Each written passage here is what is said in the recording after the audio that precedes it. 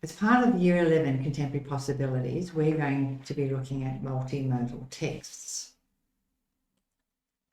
What is a multimodal text? Well, a multimodal text uses two or more of the following modes in the composition, in any combination: speaking, listening, writing, viewing, and representing. And by representing, we mean uses images and symbols. Many texts are multimodal, where the meaning is communicated through combinations of two or more modes.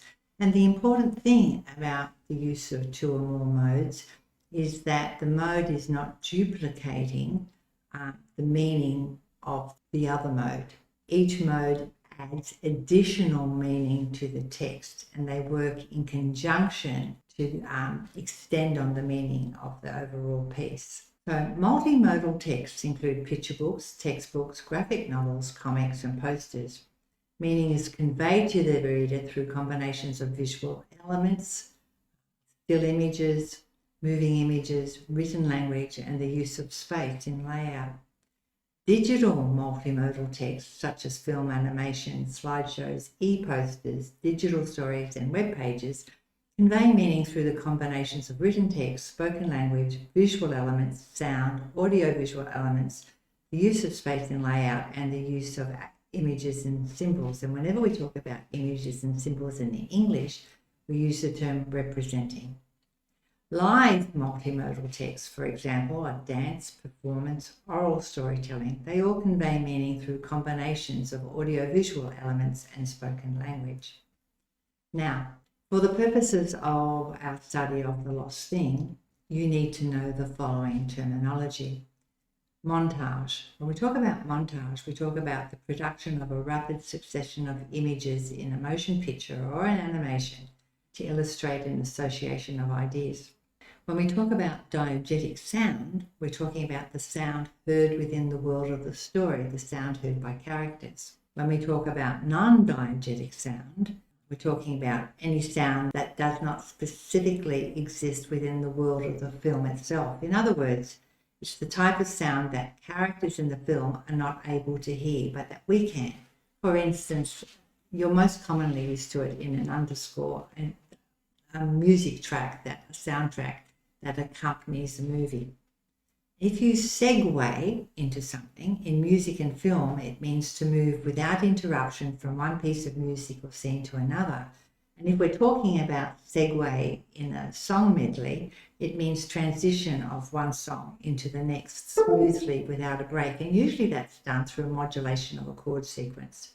Now, importantly, in our study of film texts, including animations, we have visual and audio-visual elements that combine together to convey meaning. Those elements are the storytelling elements, and in the storytelling elements, human experiences are shown through characterization, through behavior. And when we talk about behavior, we're talking about verbal and non-verbal behavior, through the plot sequence, through the type of conflict that's portrayed in the story, through the setting, through the use of sound, through the use of theme, and the use of point of view. When we talk about theatrical elements, we're talking about the costume, the props, the set design, the lighting, the placement of the actors in the performance space, and the use of sound. And yes, there are some crossover elements between storytelling and theatrical elements, in the same way that in cinematographic elements like lighting, framing, composition, camera motion, camera angles, and sound also add another layer of meaning, and there are also crossover elements in that. Now, I'm going to go through The Lost Thing, the animation of. It's an animation of Sean Tan's picture book, The Lost Thing. And you're going to access it through the Click View library that Finnegan has. So we're going to look at the from beginning of the film to the first 35 seconds. And I'm going to talk about those first 35 seconds first, and then you'll watch an excerpt of the animation. And then then I'll go on to the next section, explain, and then you'll look at it, keeping in mind what I've talked about. Okay, the opening scenes feature a palette of soft yellows, beiges, browns, and olives. A gentle instrumental underscore its melodic strings plays in the background. It establishes a calm atmosphere. The colour palette and the underscore complement each other, and they infer that this story is a gentle tale. The narrative begins with characters travelling on trams, going in different directions. Each tram contains solitary people. They connect only in the sense that they share a common place and look forward to the same direction. The story ends with the narrator on a tram. The tram images function as bookends, a framing device that symbolises the cyclical nature of life in this world.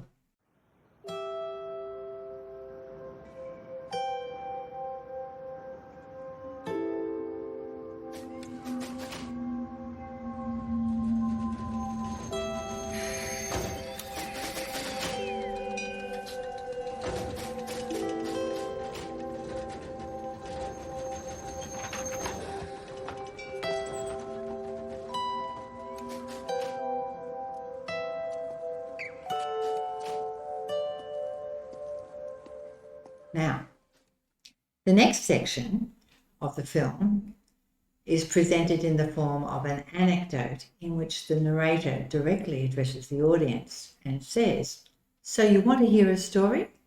The narrator tells the audience that the story he is about to tell us is not so funny that you'll laugh yourself unconscious, or so terrible you won't want to repeat it. The narrator delivers his dialogue in a matter-of-fact, neutral tone. It reinforces the fact that the story he is about to recount is a gentle one. The narrator then segues into the story of the lost thing and a beach scene. The thing to notice in this is that the central human character, the narrator, is not named during the story itself until the end of the story. His anonymity, combined with the lack of eye contact between people in this world, highlights the disconnection in it and that people appear to be invisible to one another. In the narrative, the narrator moves through the scene purposefully, focused on his bottle-top collection, seemingly unaware of the human activity around him, as others are unaware of him. The people in this world seem to accept their solitary lives. So you want to hear a story?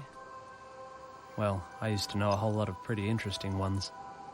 Some of them so funny you'd laugh yourself unconscious. Others so terrible you'd never want to repeat them. But now I can't remember any of those. So maybe I'll just tell you about the time I found that lost thing. The musical underscore of the opening scene is replaced by the diegetic sounds that belong to the narrator's world. It is mostly a silent world devoid of sounds of human interaction. The silence emphasizes the lack of communication in this world. We do hear the sound of a seagull, the rattle of a newspaper, and white noise sounds, possibly of the ocean.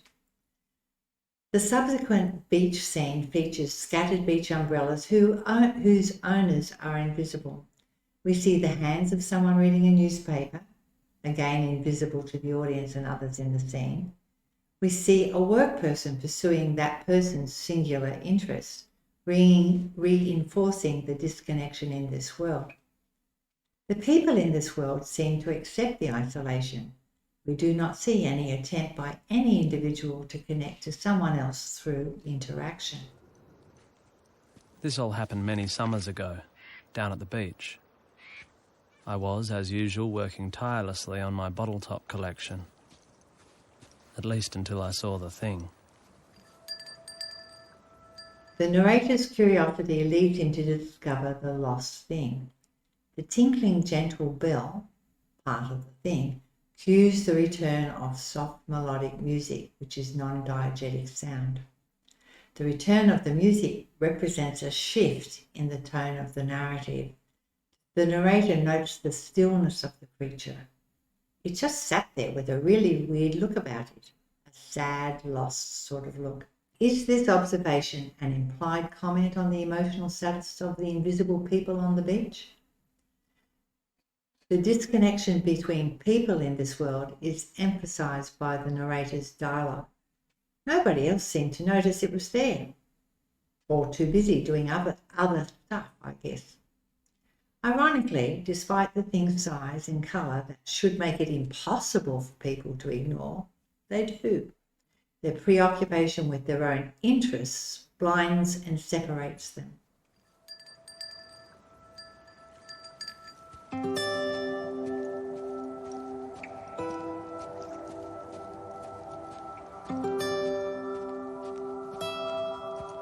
He sure wasn't doing much.